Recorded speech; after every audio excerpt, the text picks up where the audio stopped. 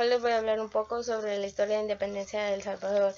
El movimiento de 1811, conocido mayormente en El Salvador como el primer grito de independencia, fue el inicio de una serie de revueltas en Centroamérica, específicamente en El Salvador, contra el colonialismo español y la dependencia de la Capitanía General de Guatemala, iniciando así en el siglo XVI cuando los españoles lograron dominar El Salvador pero la que mantenía su control era la Capitanía General de Guatemala, hasta 1821 cuando las provincias centroamericanas, motivadas por Estados Unidos y las ideas de Francia que decían que los individuos podían ser libres y debían mantener el mismo peso ante la ley, los criollos y otros colones decidieron separar el control de la colonia de la capitanía de Guatemala debido a razones políticas y económicas, como por ejemplo la mayor autonomía administrativa o una independencia absoluta en El Salvador, que traería como resultado la disminución de impuestos hacia España y Guatemala. Los insurrectos, o mayor conocidos como guerrilleros, se organizaban con grandes o importantes partidarios de la clase media que apoyaban la causa de la independencia, como por ejemplo médicos y sacerdotes, iniciando así el 5 de noviembre el primer intento de revuelta en San Salvador, pero surgieron problemas y este no se pudo lograr.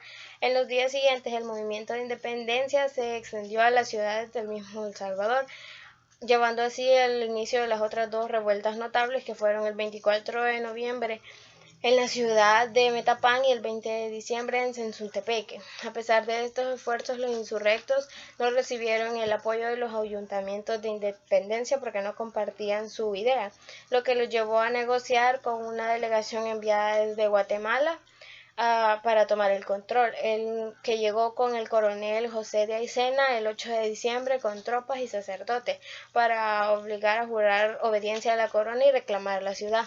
El 24 de enero de 1814 se dio un intento de rebeldía en San Salvador que fue dirigido por Pedro Castillo luego de que las elecciones fueran anuladas que estaban ganadas por los anticolonistas.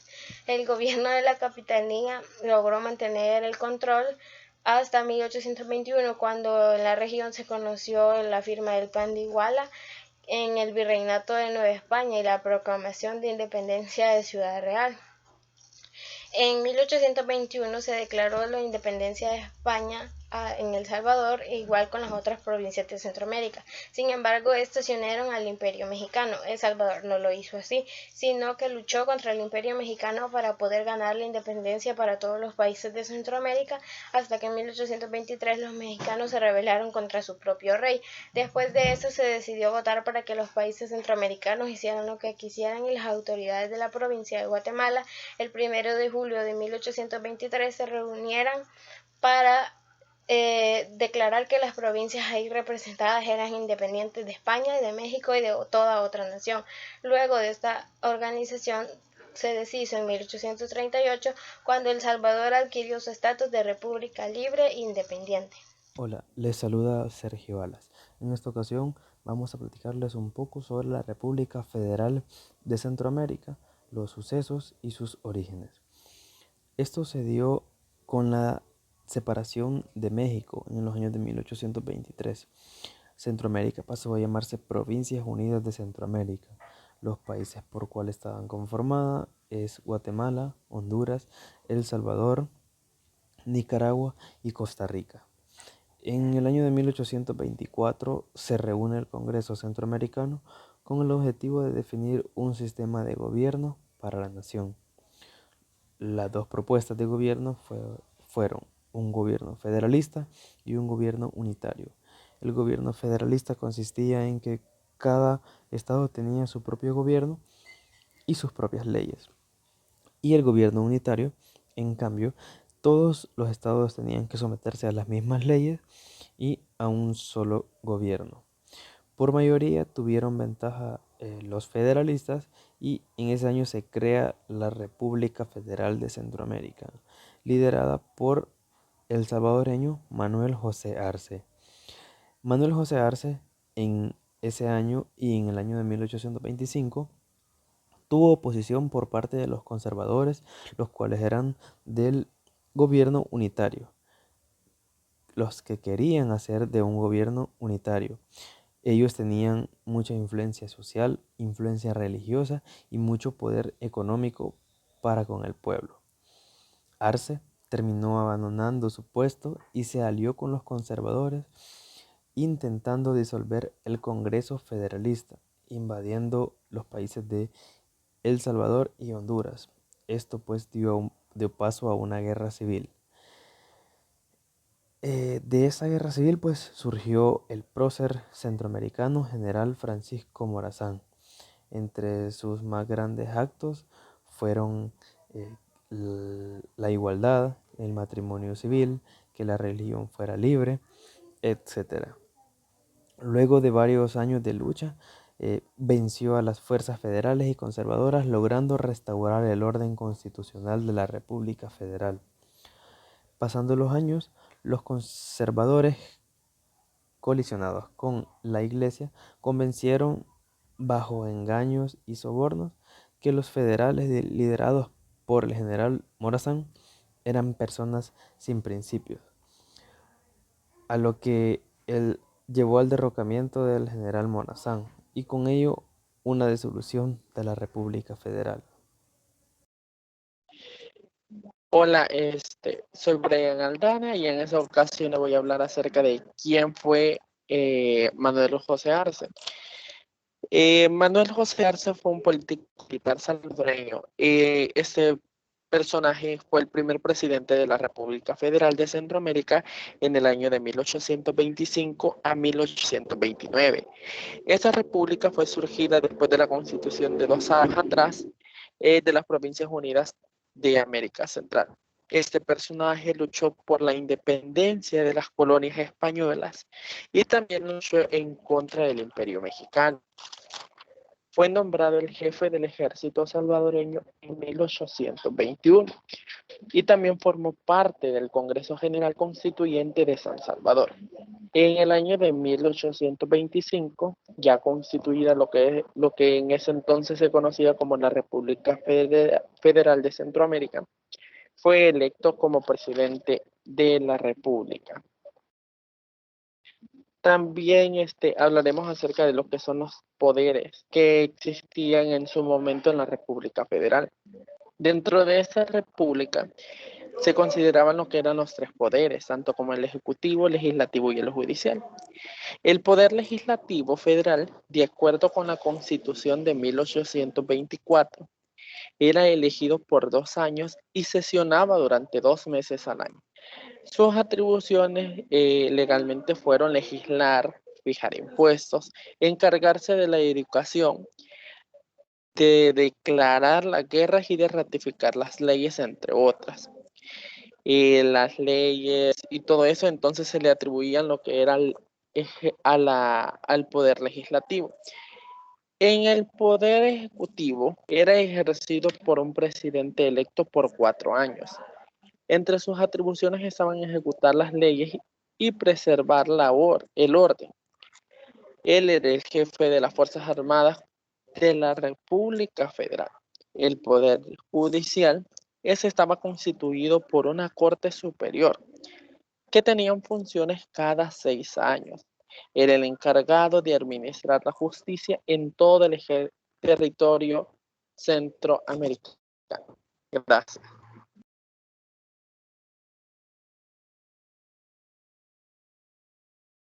Mi nombre es Estefania Alvarado. Yo les hablaré sobre la presidencia de Francisco Morazán. Él fue un militar y político hondureño. Fue el último presidente de la República Federal. La República Federal Centroamericana estaba conformada por 5 estados, en los cuales están Guatemala, Honduras, El Salvador, Nicaragua y Costa Rica. Se formó en 1823 bajo la presidencia de Manuel José Arce.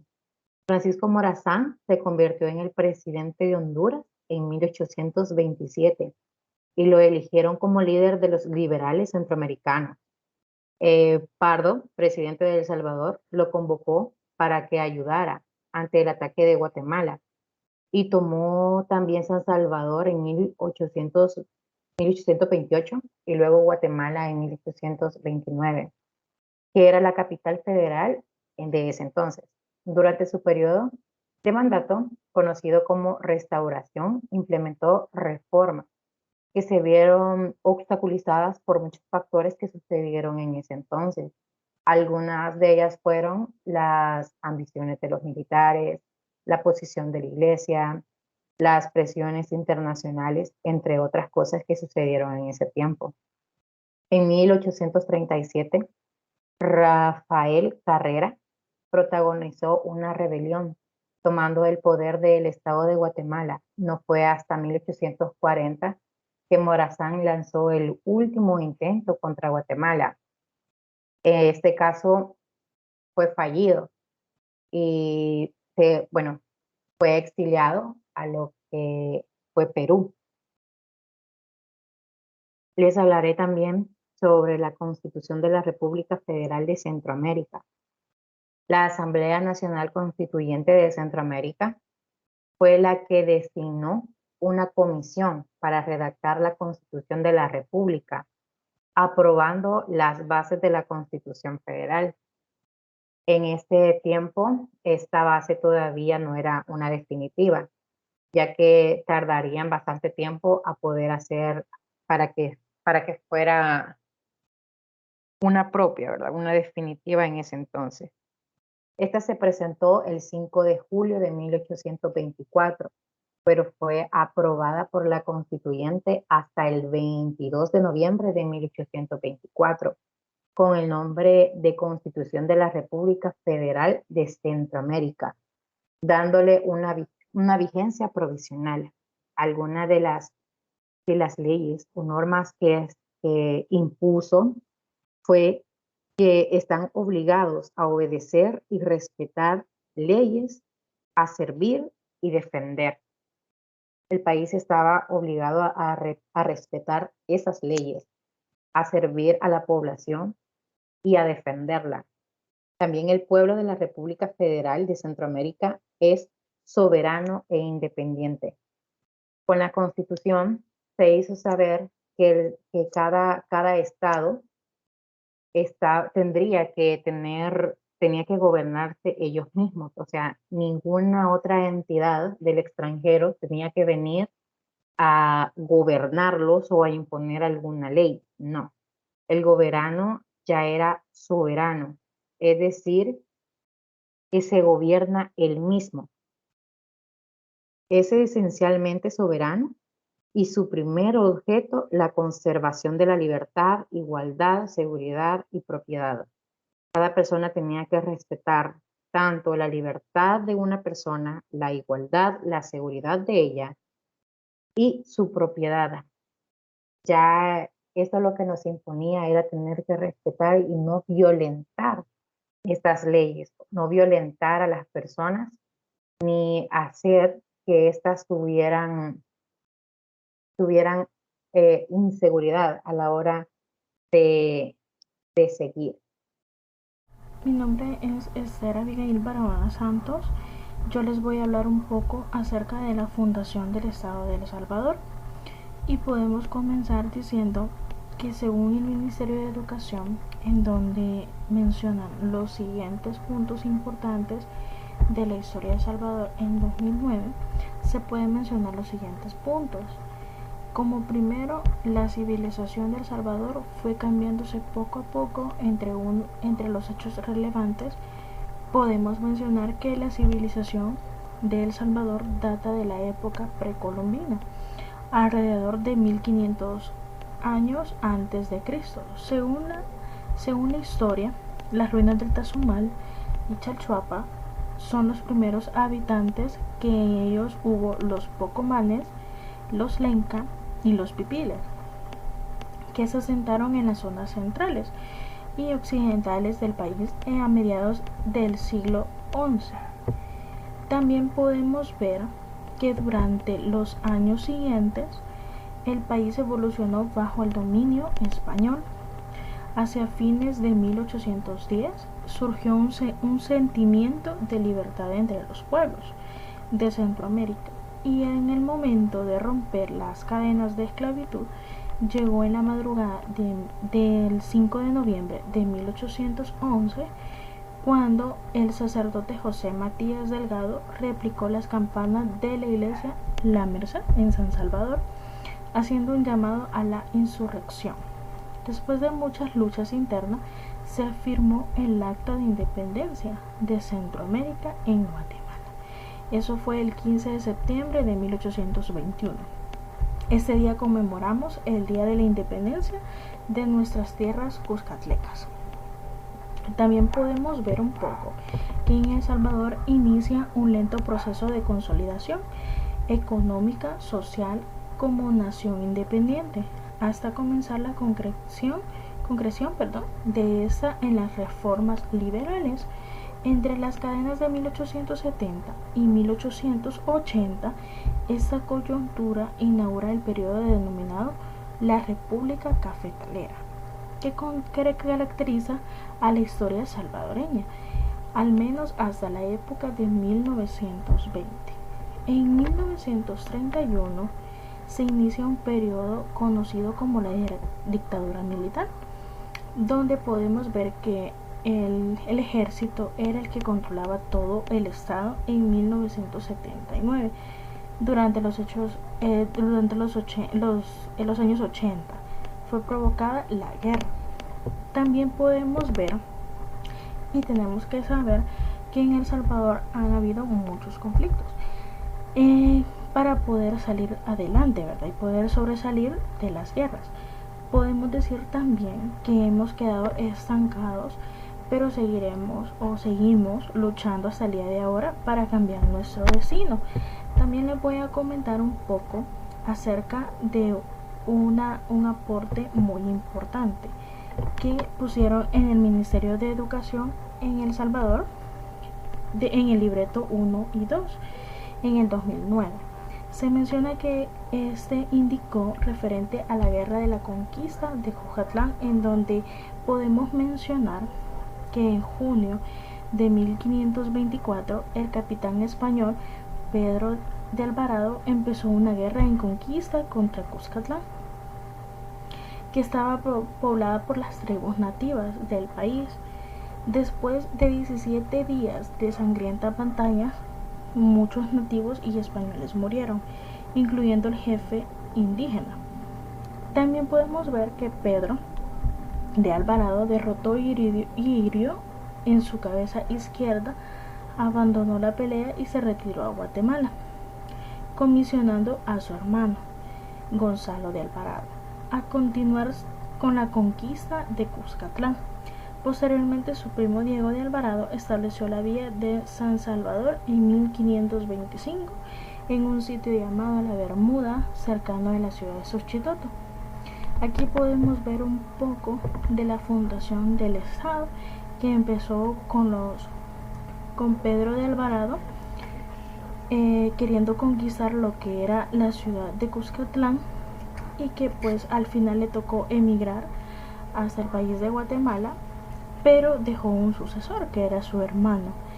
Entonces podemos ver ahí cómo fue la fundación del país, o la fundación pues de la evolución que nosotros tenemos ahora, que somos un país no tan poblado, pero sí podemos saber que una de las cosas de la independencia fue en Guatemala, donde la iniciamos, que por eso se festeja el 15 de septiembre. Hasta aquí llega mi participación. Ha sido un gusto poderles hablar un poco acerca de la fundación del Estado de El Salvador, y se quedan con mi siguiente compañero, que les va a explicar un poco más del tema. Entre los hechos más relevantes, según el Ministerio de Educación, nos menciona que la conquista del Estado salvadoreño fue motivada por diferentes causas. Entre una de ellas es la riqueza que se encontraba en el Estado cucatleco. Más que todo se basaron en la extracción de metales o joyas preciosas, y eso dio pauta para la conquista del Estado cucatleco. Una de las consecuencias que fue crucial para esta conquista se dio la consecuencia de la esclavitud. La consecuencia de la esclavitud de miles de personas que fueron esclavas de Pedro Alvarado, en donde se vieron forzados a hacer de servicio personal, esclavos en la minería o trabajos muy pesados. Otra de las consecuencias que podemos mencionar es la mezcla de la raza, y por la mezcla de la raza o el ambiente en el que estos vivían, adaptaron diferentes culturas, adaptaron la cultura del conquistador y adaptaron ya sea la religión, que fue la religión católica, adoptaron las tradiciones, adoptaron su forma de actuar, de vestir, etcétera. Y poco a poco pues ellos fueron olvidando su cultura natal. Esa es una de las consecuencias que se puede mencionar acerca de la conquista de la fundación del Estado salvadoreño. Entre los personajes principales de la fundación del Estado de El Salvador tenemos a Francisco Morazán. Francisco Morazán fue un líder centroamericano de la región de Honduras que vino a El Salvador a petición del presidente Pardo, ya que se acercaba un ejército del lado de Guatemala. En el año de 1830, Francisco Morazán fue nombrado como presidente de la Federación de Centroamérica y jefe del Estado de El Salvador. En el año de 1835, a raíz de todas las dificultades que estaba pasando la federación, se logra restituir la paz y se llama nuevamente a Francisco Morazán como jefe del Estado de El Salvador. En el año de 1840, Francisco Morazán se autoexilia a Perú, pero regresa en el año de 1842 debido a ciertos rumores que se acercaba ejército del lado de parte de Inglaterra cerca de la región de Honduras. Entonces, cuando Francisco Morazán regresa al área de Centroamérica, regresa a Costa Rica, destituyendo al presidente que estaba en ese momento. Sin embargo, las personas de Costa Rica no estaban felices con el gobierno de Francisco Morazán, por lo cual lo capturan y lo matan, lo que representa el fin de la Federación de Centroamérica y el inicio de la fundación del Estado de El Salvador. Otro de los personajes importantes dentro de la fundación del Estado de El Salvador tenemos a Juan Lindo, quien vino en el año de 1840 como secretario del Estado. Luego fue nombrado como jefe provisional del Estado y en el año de 1841 él fue nombrado como presidente de la Nación, por lo cual es el primer presidente de la Nación.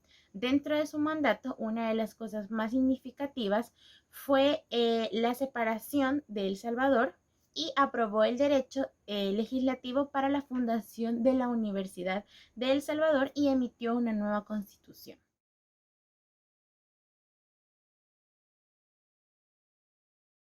Dentro de la historia salvadoreña, varios personajes son recordados, pero solamente un indígena ha sido capaz de permanecer en la tradición. Anastasio Martín Aquino, líder salvadoreño de los indígenas, nacido el 16 de abril de 1792 en Santiago Nonualco, actualmente territorio de La Paz.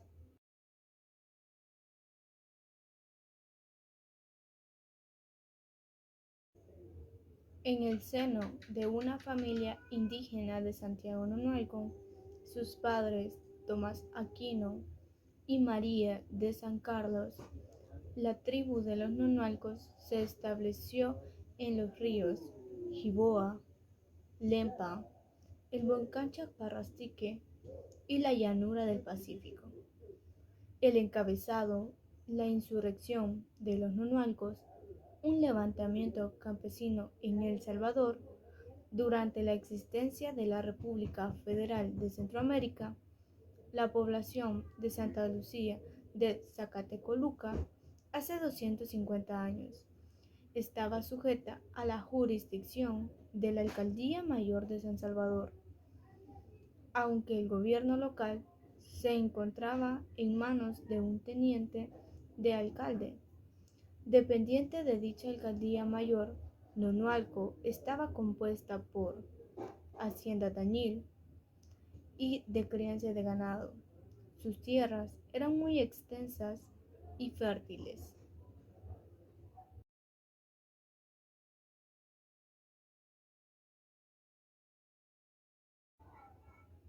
El distrito de Zacatecoluca comprendía los pueblos de Santiago Nonualco, San Pedro Nonualco, San Sebastián Analco, San Juan Nonualco, San Rafael Obrajuelo, Santa María Ostuma y La Ceiba. Un poco sobre Anastasio Aquino y sobre todo la proclamación de la independencia de 1821.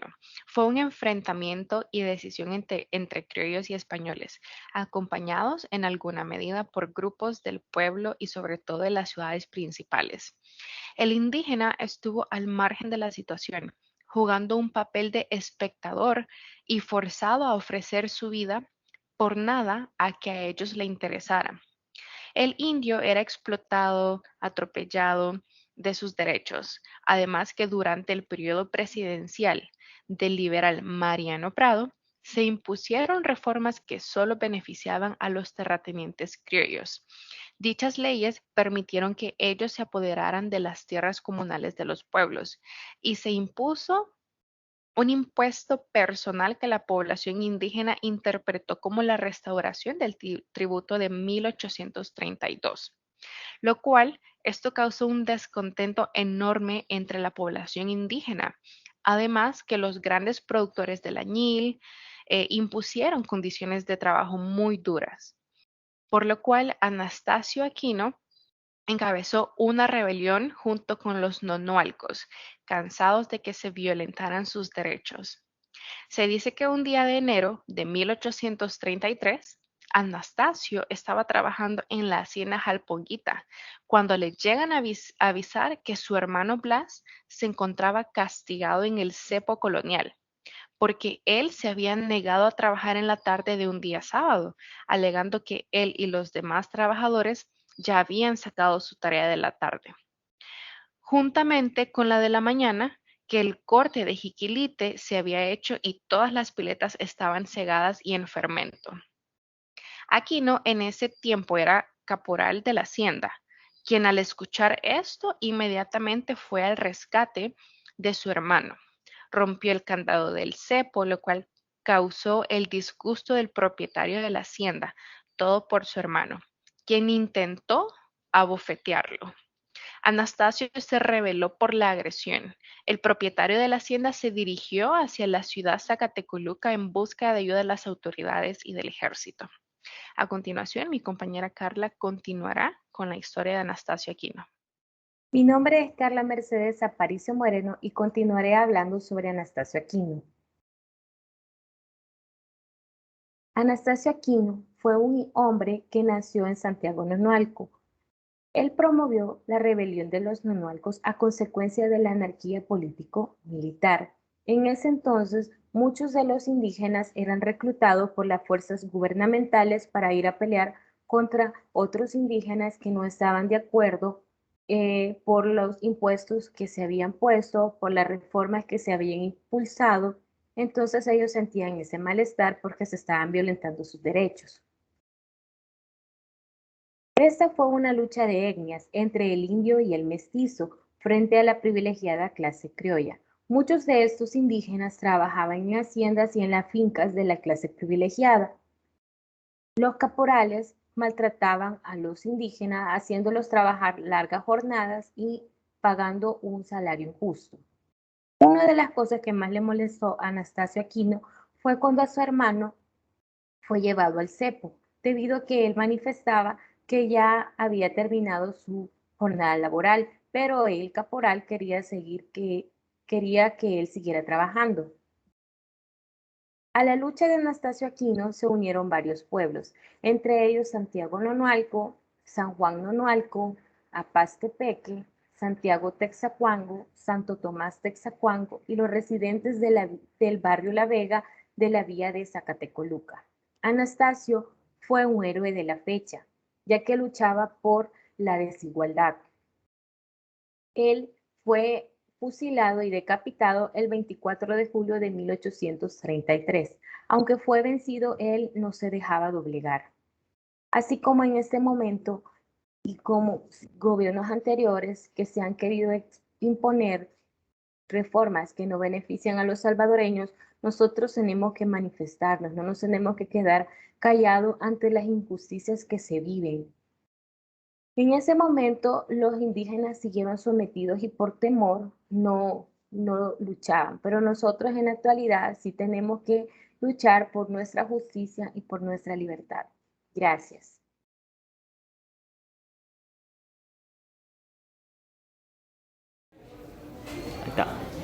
Entonces, la lucha de Anastasio Aquino es una lucha que tuvo que ver esencialmente porque, claro, se vino la independencia en 1821, la fundación de la República Federal Centroamericana en 1824, y eso no trajo justicia ni mejores condiciones de vida a los pueblos indígenas, que claramente en esa época eran una mayoría de campesinos, ¿verdad? Entonces, todos los miembros de los pueblos indígenas siguieron siendo sometidos a la explotación en la fundación de las grandes haciendas de los terratenientes. Entonces, la reivindicación de la lucha de la tierra pues, fue una época histórica y una lucha reivindicativa que creo que actualmente sigue teniendo vigencia. Bueno, la segunda pregunta es, ¿cuáles son las causas internas y externas de la independencia y qué recuerdos tienes sobre ellas?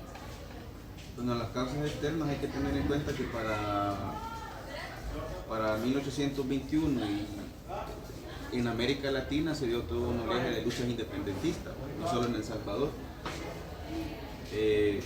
por la necesidad de ya no estar sometido a los designios de la corona española, que en ese tiempo pues era prácticamente, digamos, como el imperio que sometía a los países latinoamericanos a la expoliación de los recursos naturales por parte de la corona española. Entonces claramente los sectores mestizos y algunos sectores criollos pues veían la independencia como una forma de liberarse del yugo de la corona española, claramente para fundar unas repúblicas democráticas, unas democracias liberales y desarrollar la economía capitalista en los países de América Latina. O sea que las causas tanto internas como externas tienen que ver con una cuestión puramente económica. Los sectores pudientes, o los sectores capitalistas, nacientes capitalistas, pues querían un desarrollo independiente de la economía y no estar sometidos a los designios económicos y al pago de tributos a la corona española. Entonces la independencia hay que hablarla que no fue igual para todos. La independencia fue para unos y para otros se le siguió sometiendo a los trabajos de explotación. En este caso aquí en El Salvador podemos ver la interpretación que se hace de la historia, donde se les vende la idea a los niños en las escuelas de que los próceres son los grandes, son héroes, son unas figuras históricas importantes, claro que son importantes, pero hay que tener en cuenta que muchos de ellos eran terratenientes, eran poseedores de tierra, ¿no? Muchos de los mal llamados próceres de la patria. Entonces la independencia fue un proceso sí necesario, pero claramente con sus limitaciones, y entre las limitaciones de las independencias está que los pueblos campesinos, los pueblos indígenas, no podíamos hablar de clase obrera todavía porque no había desarrollo de la industria, pero todos estos pueblos siguieron sometidos a los designios ahora de los nuevos terratenientes. Tercera pregunta, ¿cuáles fueron los acontecimientos más importantes que se dieron con la publicación de la Carta Magna y la fundación de la República Federal de Centroamérica? La República Federal de Centroamérica es un hecho bien importante porque había una visión, aparte de la independencia por país, había una visión de constituir a Centroamérica como un solo país, como una sola nación. Era un pensamiento para esa época bastante progresista. El principal propulsor o el principal dirigente de la idea de construir una federación centroamericana desde el punto de vista progresista, es decir, de construir una nación más fuerte bajo la unión de los pueblos centroamericanos, era Francisco Morazán. Francisco Morazán fue presidente de la República Federal de Centroamérica por un breve tiempo, pero que se lograron algunas conquistas de derechos importantes, como la libertad de expresión, la separación del poder de la iglesia y el Estado, el divorcio para las mujeres, y esta idea de una república federal centroamericana con derechos y libertades chocó con la concepción liberal, que era conservadora, que era el otro sector que veía la República Federal Centroamericana solo como una cuestión de formalismo.